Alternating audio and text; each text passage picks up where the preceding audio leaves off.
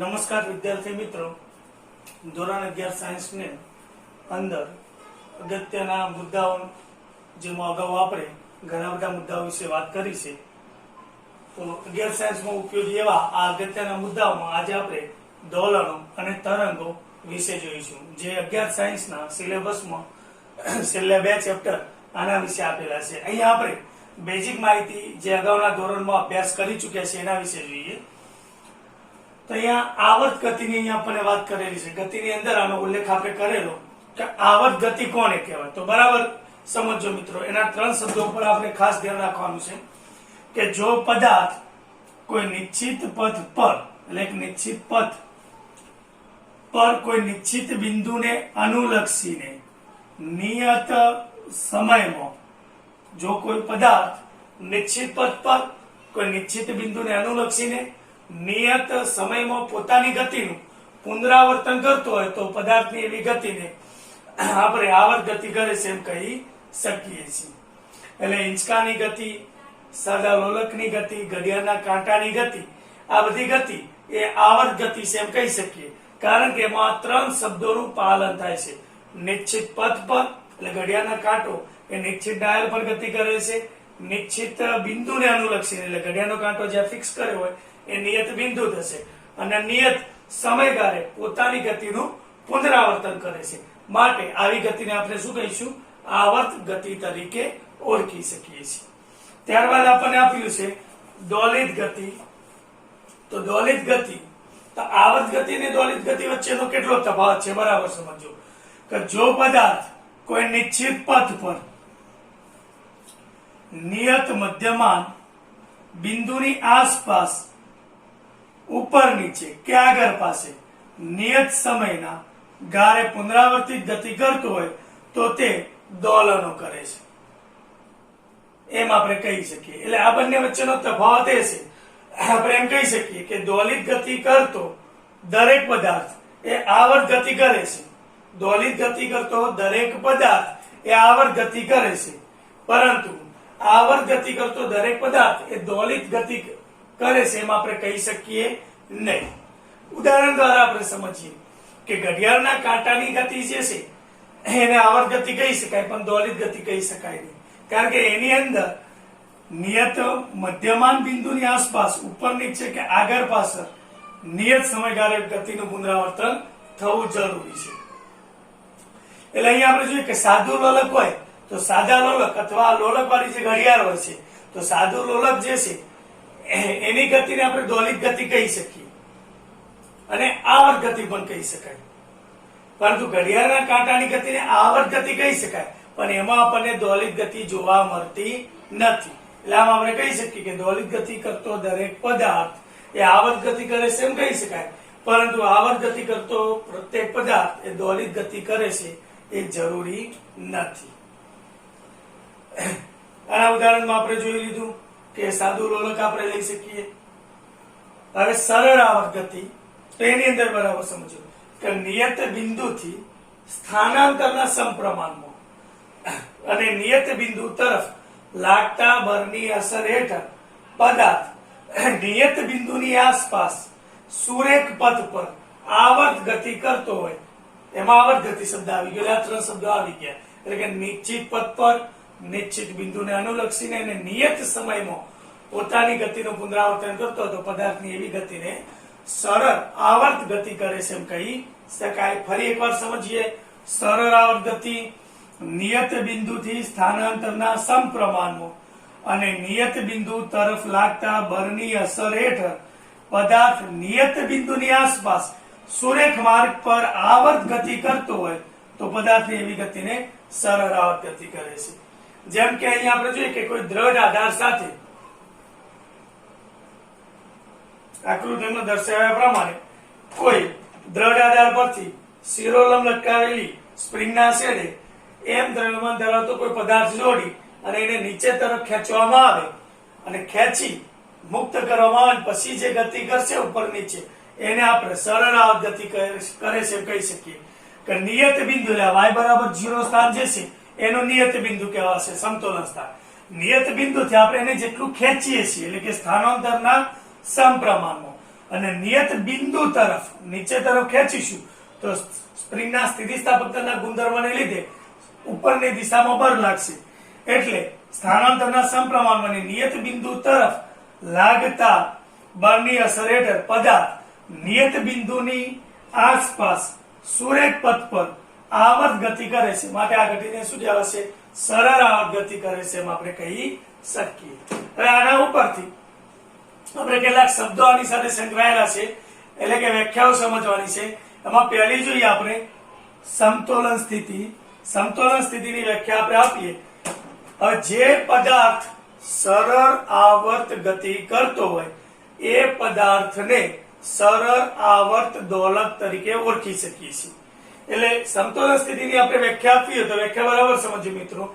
સરળ આવર્ત દોલક જે નિયત બિંદુ કે મધ્યમાન સ્થાનની આસપાસ સરળ આવર્ત ગતિ કરતો હોય, સરળ આવર્ત દોલક એટલે કે આ પદાર્થ જે નિયત બિંદુ કે મધ્યમાન સ્થાનની આસપાસ સરળ આવર્ત ગતિ કરતો હોય એ નિયત બિંદુ અથવા એ સ્થાનને સમતોલન સ્થિતિ તરીકે ઓળખવામાં આવે છે. તો પહેલી વ્યાખ્યા તમને સમજાઈ ગઈ છે.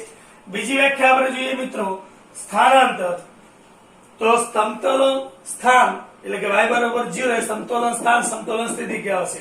સમતોલન સ્થાનથી કોઈ પણ ક્ષણે દોલકના અંતરને ધારો કે અહીંથી ખેંચી અને આપણે એને મુક્ત કરીએ, ધારો કે અહીંયા આવેલો છે, તો વ્યાખ્યા પ્રમાણે સમતોલન સ્થાનથી કોઈ પણ ક્ષણે દોલકના અંતરને એટલે આ અંતર જે છે એનું સ્થાનાંતર કહેવાય છે. દોલકનું શું કહેવાય છે? સ્થાનાંતર. જો અહીંયા હોય તો આટલું સ્થાનાંતર, અહીંયા હોય તો આટલું સ્થાનાંતર કહેવાશે. તો આ રીતે આપણે સ્થાનાંતરની વ્યાખ્યા આપી શકીએ છીએ. ત્યારબાદ આગળની વ્યાખ્યા આપણે જોઈએ કંપ વિસ્તાર. આ બધા શબ્દો જો કે આપણે નીચેના ધોરણમાં અભ્યાસ કરી ચૂક્યા છીએ. કંપ વિસ્તાર સમતોલન સ્થાનથી દોલકના કોઈ એક તરફના નીચે અથવા ઉપર તરફના કોઈ એક તરફના અધિકતમ સ્થાનાંતરને દોલકનો કંપ વિસ્તાર કહેવાશે. ફરી એકવાર સમજો. સમતોલન સ્થાનથી કોઈ એક તરફના, ધારો કે આ મેક્સિમમ સ્થાનાંતર હોય તો આને એ એટલે કંપ વિસ્તાર કહેવાશે. એટલે સમતોલન સ્થાનથી કોઈ એક તરફના અધિકતમ એટલે મેક્સિમમ સ્થાનાંતરને આપેલ દોલકનો કંપ વિસ્તાર કહેવાય છે. પછી આપણે જોઈએ દોલન કોને કહેવાય છે? કે એક દોલન પૂરું થયું એમ ક્યારે કહી શકાય? તો બરાબર સમજો કે પદાર્થને અહીંયા આપણે અહીંથી ખેંચીને અહીંયા સુધી લાવીએ છીએ અને પછી મુક્ત કરીએ એટલે આ રીતે આમ દોલન કરે છે. તો અહીંથી ખેંચીએ છીએ તો અહીંથી એ મધ્યમાન સ્થાનથી કોઈ એક નીચે તરફના અધિકતમ સ્થાનાંતરે આવશે, ત્યાંથી એ ફરીથી મૂળ સ્થાને જશે, ઉપર તરફના અધિકતમ સ્થાનાંતર સુધી પહોંચીને ફરીથી અહીંયા આવે એટલે આ એક દોલન પૂરું થયું કહેવાય. અહીંથી અહીં જશે, ફરીવાર અહીંયા આવશે, અહીંથી અહીંયા જશે અને ફરીવાર અહીંયા આવશે. આ એક દોલન પૂરું થયું કહેવાય. નીચેથી લઈએ તો નીચેથી એ અહીંથી અહીંયા જઈ ફરીથી મેક્સિમમ ઉપરના અધિકતમ સ્થાનાંતર સુધી જશે અને ફરીથી અહીંયા આવે અને એક દોલન પૂરું થયું કહેવાય. સાદું લોલક હોય તો એનો લોલકનો ઘોરો જો અહીંયા હોય તો અહીંથી આ તરફ મેક્સિમમ જઈ ફરીથી પાછો એ અહીંયા આવે ત્યારે એક દોલન પૂરું થયું કહેવાય. એટલે વ્યાખ્યામાં આપણે લખવું તો આ રીતે લખી શકીએ કે જ્યારે દોલક સમતોલન સ્થાનથી કોઈ એક તરફના અધિકતમ સ્થાનાંતર જઈ ત્યાંથી પાછો ફરી સમતોલન સ્થાન થઈને બીજી તરફના અધિકતમ સ્થાનાંતર જઈ અને ફરી પાછો સમતોલન સ્થાને આવે ત્યારે એને એક દોલન પૂરું કર્યું કહેવાશે. ત્યારબાદની વ્યાખ્યા આગળ જોઈએ આપણે આવર્તકાળ.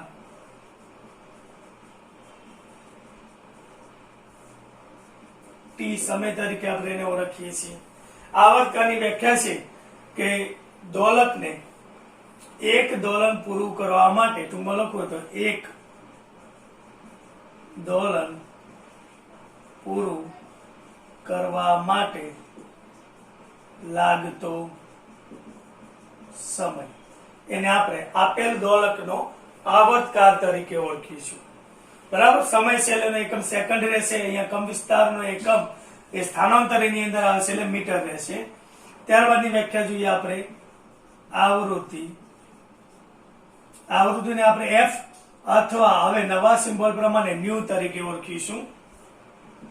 તો આની વ્યાખ્યા બરાબર સમજો કે 1 સેકન્ડમાં, 1 સેકન્ડ એટલે એકમ સમયમાં, 1 સેકન્ડમાં થતા દોલનોની સંખ્યાને એની આવૃત્તિ તરીકે આપણે ઓળખીએ છીએ. તો આ બંને વ્યાખ્યાઓ મિત્રો બરાબર સમજો કે અહીંયા પહેલા સંખ્યા આપેલી છે, લાસ્ટમાં સમય આપ્યો છે. અહીંયા પહેલા સમય આપેલો છે, લાસ્ટમાં આપણને સંખ્યા આપી છે. એટલે આવૃત્તિને f અથવા ન્યુ તરીકે ઓળખીએ તો આવૃત્તિ અને આવર્તકાળ વચ્ચેનો સંબંધ એ વ્યસ્ત પ્રમાણમાં છે. એટલે f બરાબર 1/t. અને આનો એકમ એ વૈજ્ઞાનિકના નામ ઉપરથી આવૃત્તિનો એકમ હર્ટ્ઝ અથવા પ્રતિ સેકન્ડ એટલે સેકન્ડ ઇનવર્સ થશે. પછી આપણે જોઈએ સાદુ લોલકની વ્યાખ્યા. સાદુ લોલક કોને કહેવાય? સાદા લોલકની આકૃતિ આ રીતે આપણે દોરી શકીએ.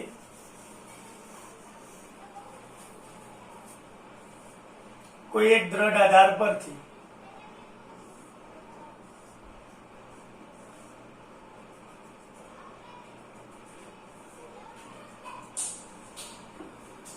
આ સાદા લોલકની લંબાઈ L થશે.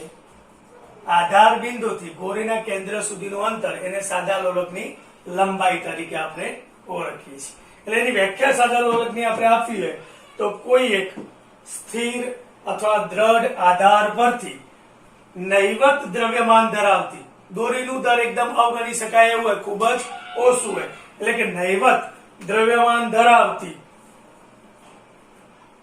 દોરી વડે લટકતી એક જ ઉર્ધ્વતલમાં દોલિત થતી નાની દરદાર ગોળાકાર વસ્તુને આપણે અથવા વસ્તુની રચનાને, આ જે રચના બની એને સાદા લોલક તરીકે ઓળખીએ છીએ. વ્યાખ્યા ફરી એકવાર સમજીએ કે કોઈ એક સ્થિર અથવા દ્રઢ આધાર પરથી નૈવત દ્રવ્યમાન ધરાવતી દોરી વડે લટકતી અને એક જ ઉર્ધ્વતલમાં દોલિત થતી નાની દરદાર વસ્તુની રચનાને સાદા લોલક તરીકે ઓળખવામાં આવે છે. સાદા લોલકનો આવર્તકાળની વ્યાખ્યા આપણે આપીએ તો સાદા લોલકનો આવર્તકાળ, તો સાદા લોલકને એક દોલન પૂરું કરવા માટે લાગતો સમય એ સાદા લોલકનો આવર્તકાળ કહેવાશે. એના આવર્તકાળનું સૂત્ર યાદ રાખજો, T બરાબર 2π√L/g. અને આવૃત્તિનું સૂત્ર આપણે આપવું હોય તો મિત્રો ઉલટું f અથવા ન્યુ બરાબર, કારણ કે આવર્તકાળ અને આવૃત્તિ વચ્ચેનો સંબંધ વ્યસ્ત પ્રમાણમાં હશે, એટલે 1/2π√g/L થશે. તો આ દોલનો વિશેની આપણે વાત કરી. હવે નેક્સ્ટ આગળ આપણે તરંગો વિશે વાત કરીએ. તો બરાબર સમજો કે જ્યારે માધ્યમની અંદર કોઈ વિક્ષોભ ઉત્પન્ન કરવામાં આવે ત્યારે માધ્યમના કણો દોલનો કરે છે, પરિણામે એ અસર આગળ વધે છે, એને જ આપણે તરંગ તરીકે ઓળખીએ છીએ. એટલે કે માધ્યમના કણોના દોલનો થકી તરંગો ઉદ્ભવે છે. માટે આ જે વ્યાખ્યાઓ આપણે દોલનો માટે જોઈ એ આ વ્યાખ્યાઓ એ તરંગો માટે પણ આપણે આપી શકીએ છીએ.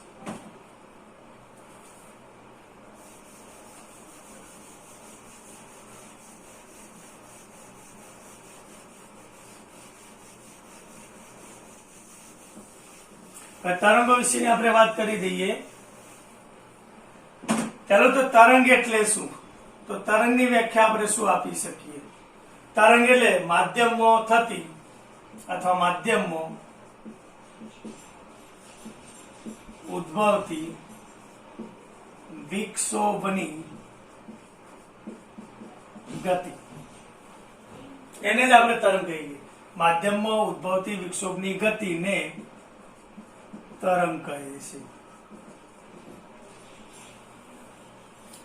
તરંગ એટલે શું? તો માધ્યમના કણો કોઈ ચોક્કસ સ્થાને ગોઠવાયેલા હોય છે, માધ્યમ ઉપર આધાર રાખે છે, અને એની અંદર આપણે જયારે ડિસ્ટર્બન્સ એટલે કે વિક્ષોભ ઉત્પન્ન કરીએ છીએ અને એને લીધે માધ્યમના કણો એ દોલન કરે છે અને પરિણામે એ જે અસર ઉદ્ભવે છે એને આપણે તરંગ તરીકે ઓળખીએ છીએ.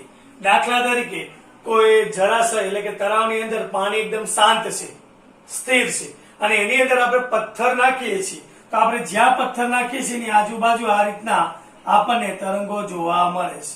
જેમ જેમ એ અસર આગળ વધતી જાય છે એમ જ્યાં પથ્થર નાખ્યો હોય ત્યાં પાણી ફરીથી શાંત એટલે કે મૂળ સ્થિતિ પ્રાપ્ત કરે છે.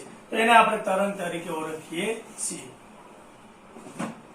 હવે તરંગના પ્રકાર વિશે આપણે જોવાનું છે.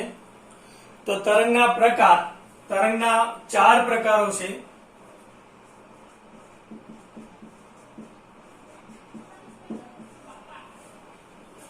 તરંગના પ્રકાર એમાં આપણે માધ્યમને આધારે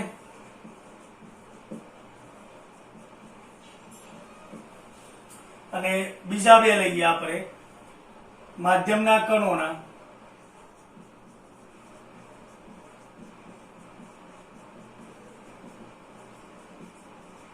દોલનને આધારે. માધ્યમને આધારે જોઈએ તો એમાં 2 પ્રકાર આવશે. યાંત્રિક તરંગો અને અહીંયા બિનયાંત્રિક તરંગો. માધ્યમના કણોના દોલનને આધારે જોઈએ આપણે તો એના પણ 2 પ્રકાર આપણને મળે છે. લંબગત તરંગ અને સંગત તરંગ. આમ 4 પ્રકાર પડે છે. આ 4 પ્રકારો આપણે સમજીએ છીએ.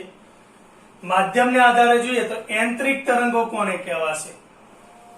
તો યાંત્રિક તરંગોની વ્યાખ્યા અહીંયા છે કે જે તરંગના પ્રસરણ માટે માધ્યમ હોવું જરૂરી છે. કોઈ માધ્યમ ના હોય તો તરંગ ઉદ્ભવી શકે નહીં. એટલે કે જે તરંગના પ્રસરણ માટે માધ્યમ હોવું જરૂરી છે એવા તરંગોને યાંત્રિક તરંગો કહે છે. ઉદાહરણ તરીકે લઈએ, હાલ મેં તમને ઉદાહરણ આપ્યું કે આપણે પાણીની અંદર પથ્થર ફેંકીએ, શાંત પાણીમાં પથ્થર ફેંકીએ તો આપણને એની આજુબાજુ ગોળાકાર વલય એટલે કે તરંગો જોવા મળે છે. પણ પાણી છે તો એ તરંગો જોવા મળે છે. બરાબર? હું અત્યારે બોલું ને તમને અવાજ સંભળાય છે તો હવાનું માધ્યમ છે માટે એની અંદર ધ્વનિ તરંગ પ્રસરે છે. એટલે અહીંયા આપણે પાણીમાં રચાતા તરંગો, ધ્વનિ તરંગો, દોરી પર રચાતા તરંગો વગેરે માધ્યમ આધારિત તરંગો છે માટે એને આપણે યાંત્રિક તરંગો તરીકે ઓળખીએ છીએ. બીજો પ્રકાર જોઈએ બિનયાંત્રિક તરંગો. તો એના કરતા ઉલટું કે જે તરંગોના પ્રસરણ માટે માધ્યમ હોવું જરૂરી નથી. માધ્યમ ન હોય, શૂન્યાવકાશમાં પણ આ તરંગો પ્રસરે, એને આપણે બિનયાંત્રિક તરંગો તરીકે ઓળખીશું. દાખલા તરીકે વિદ્યુત ચુંબકીય તરંગો એટલે પ્રકાશના તરંગો. આપણે પ્રકાશની જ્યારે માહિતી આપી હતી ત્યારે એની અંદર આનો ઉલ્લેખ કરેલો હતો. તો એને પ્રકાશને પ્રસરવા માટે માધ્યમ જરૂરી નથી. માધ્યમ હોય તો જ પ્રસરે એવું જરૂરી નથી. માટે એવા તરંગોને આપણે બિનયાંત્રિક તરંગો તરીકે ઓળખીશું, એટલે કે વિદ્યુત ચુંબકીય તરંગો. હવે આ જોઈએ આપણે લંબગત તરંગો. માધ્યમના કણોના દોલનને આધારે 2 પ્રકાર પડે. લંબગત તરંગ કોને કહેવાશે એટલે બરાબર સમજજો. અહીંયા માધ્યમના કણો આ રીતે ગોઠવાયેલા છે અને અહીંયા આપણે પહેલા કણ ઉપર વિક્ષોભ ઉત્પન્ન કરીએ છીએ અને વિક્ષોભને લીધે આ પહેલો કણ એ તરંગ જો આમ પ્રસરતું હોય, તરંગ પ્રસરણની દિશાને લંબ રૂપે આમ દોલન કરે છે તો એવા તરંગને લંબગત તરંગ કહેવાશે. એટલે કે જે તરંગો તરંગ પ્રસરણની દિશાને લંબ રૂપે માધ્યમના કણો દોલન કરતા હોય તો એવા તરંગોને આપણે લંબગત તરંગો કહીશું. આ રીતે તરંગો ઉદ્ભવશે.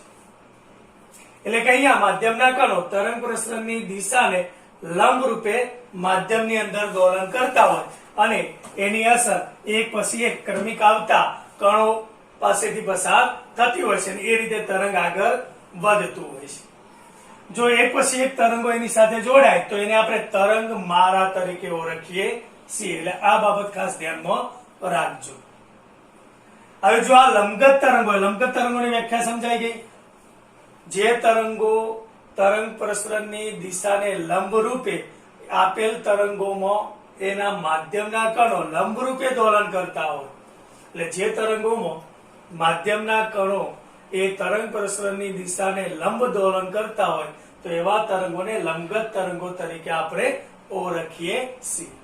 હવે બરાબર સમજો કે જો આ લંબગત તરંગો હોય તો એનો ઉપરનો જે ભાગ છે એને આપણે શૃંગ તરીકે ઓળખીએ છીએ અને નીચેના ભાગને આપણે ગર્ત તરીકે ઓળખીએ છીએ.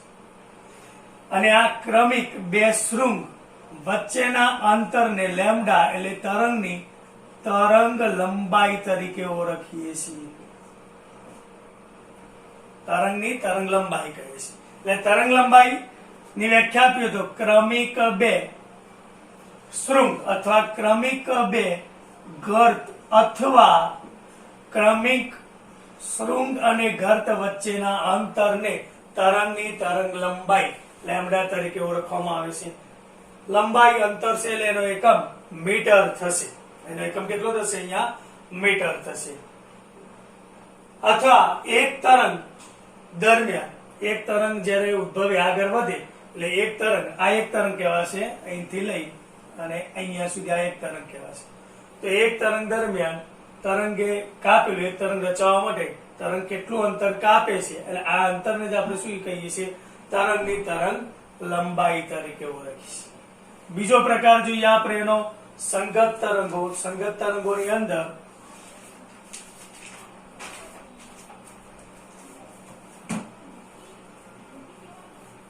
અહીંયા દોરી પરના તરંગો એ આનું ઉદાહરણ થશે. લંબગત તરંગ. સંગત તરંગો તો એનાથી ઉલટું, જે તરંગના પ્રસરણ દરમિયાન માધ્યમના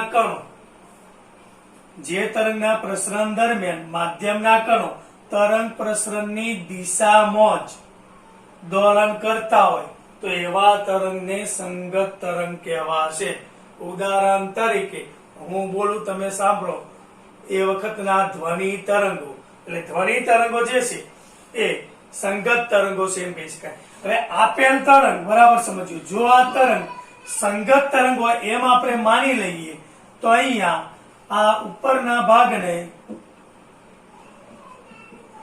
સંગનન અને આને આપણે વિઘ્નન તરીકે ઓળખીએ. એટલે આમ માધ્યમની અંદર સંગનન વિઘ્નન રચાય છે અને એના પરિણામે સંગત તરંગો એ માધ્યમમાં પ્રસરતા હોય છે. સંગનન દરમિયાન માધ્યમના કણો એકદમ નજીક આવી જતા હોય, એની ઘનતા વધી જતી હોય અને વિઘ્નન એની બાજુનો વિભાગ એ વિઘ્નન હોય એટલે ત્યાં માધ્યમના કણોની સંખ્યા ઓછી અથવા એકબીજાથી દૂર હોય એટલે કે ગીચતા ઓછી હોય છે એમ આપણે કહી શકીએ છીએ. અહીંયા પણ સંગત તરંગના તરંગ લંબાઈની વ્યાખ્યા આપી હોય તો આગળ આપીએ પ્રમાણે ક્રમિક બે સંગનન અથવા ક્રમિક બે વિઘ્નન અથવા સંગનન અને ક્રમિક સંગનન વિઘ્નન વચ્ચેના અંતરને સંગત તરંગની તરંગ લંબાઈ તરીકે ઓળખી શકીએ છીએ. અથવા બીજી રીતે વ્યાખ્યા આપવી હોય તો અહીંયા આપણે જેમ દોલનના આવર્તકાળની વ્યાખ્યા આપી હતી કે દોલકના આવર્તકાળની વ્યાખ્યા એક દોલન પૂરું કરવા માટે લાગતો સમય. અહીંયા જેવો માધ્યમનો કણ એક દોલન પૂરું કરશે ત્યારે એક તરંગ આ રીતના ઉદ્ભવે છે. તો જેમ દોલકના આવર્તકાળની વ્યાખ્યા આપી એમ અહીંયા પણ આપણે વ્યાખ્યા આપી શકીએ કે એક તરંગને પસાર થવા માટે લાગતા સમયને આપણે એ તરંગનો આવર્તકાળ કહીશું. એક તરંગને પસાર થવા માટે લાગતા સમયને એનો આવર્તકાળ કહેવાય. એની આવૃત્તિની વ્યાખ્યા આપવી હોય તો એક સેકન્ડમાં પસાર થતા તરંગોની સંખ્યાને આવર્તકાળ કહેવાય. દોલન ઉપરથી જે વ્યાખ્યા આપણે આપી શકીએ છીએ. એટલે એ પરથી વ્યાખ્યા આપી હોય તો આવર્તકાળ જેટલા સમયમાં તરંગે તરંગ પ્રસરણની દિશામાં કાપેલા અંતરને, બીજી રીતે વ્યાખ્યા આપવી હોય કે આવર્તકાળ જેટલા સમયમાં તરંગે તરંગ પ્રસરણની દિશામાં કાપેલા અંતરને તરંગની તરંગ લંબાઈ તરીકે ઓળખીએ છીએ. એટલે આમ તરંગ માટે પણ કંપ વિસ્તાર, આવર્તકાળ, આવૃત્તિ વગેરે દોલનોની જેમ વ્યાખ્યા આપી શકાય છે. અહીંયા આપણે બીજું જોઈએ તરંગના વેગ વિશે. આગળ જે આપણે દોલનો માટે શબ્દ લીધા હતા અહીંયા એવા શબ્દ તરંગો માટે પણ આપણે લઈ શકીએ છીએ. કારણ કે માધ્યમમાં કણોના દોલન થકી જ તરંગો અહીંયા ઉદ્ભવે છે. હવે તરંગનો વેગ એટલે માધ્યમમાં તરંગ પ્રસરણની દિશામાં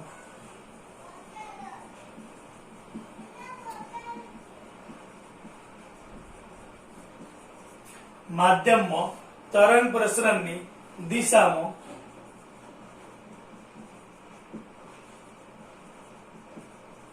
વિક્ષોભની ગતિને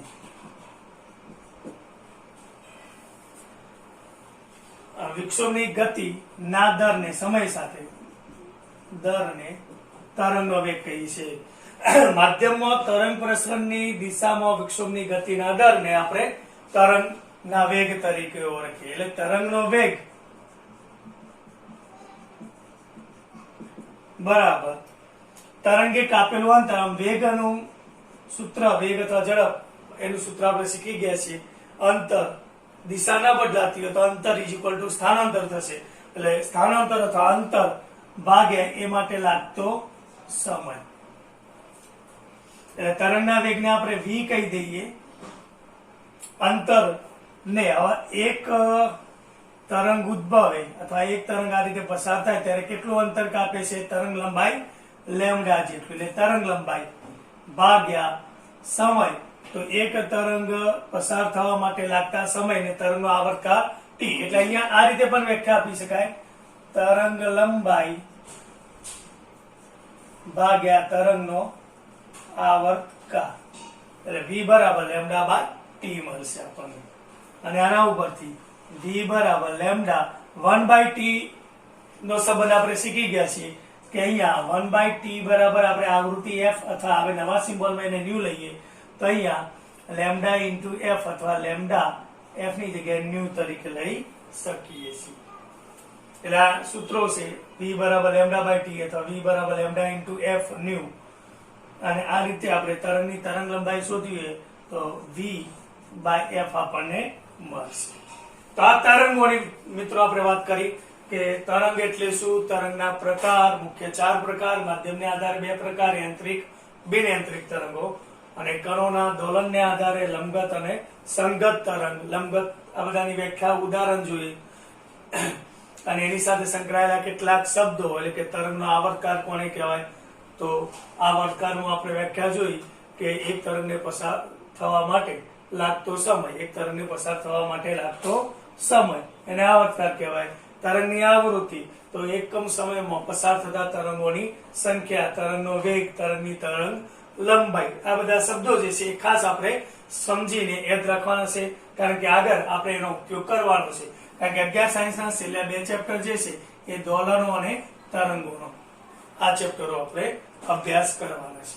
તો નમસ્તે મિત્રો, અહીંયા સુધી આપણે રાખીએ છીએ અને નેક્સ્ટ લેક્ચરમાં હવે આપણે આ બેઝિક પોઈન્ટોની વાત કરીએ અત્યાર સુધી. હવે આપણે ચેપ્ટર 1 ભૌતિક જગતમાં પહેલો જે પ્રશ્ન આપણને આપેલો છે કે ભૌતિક વિજ્ઞાન એટલે શું, તો એના વિશે કેટલાક મુદ્દાઓની ચર્ચા કરીશું.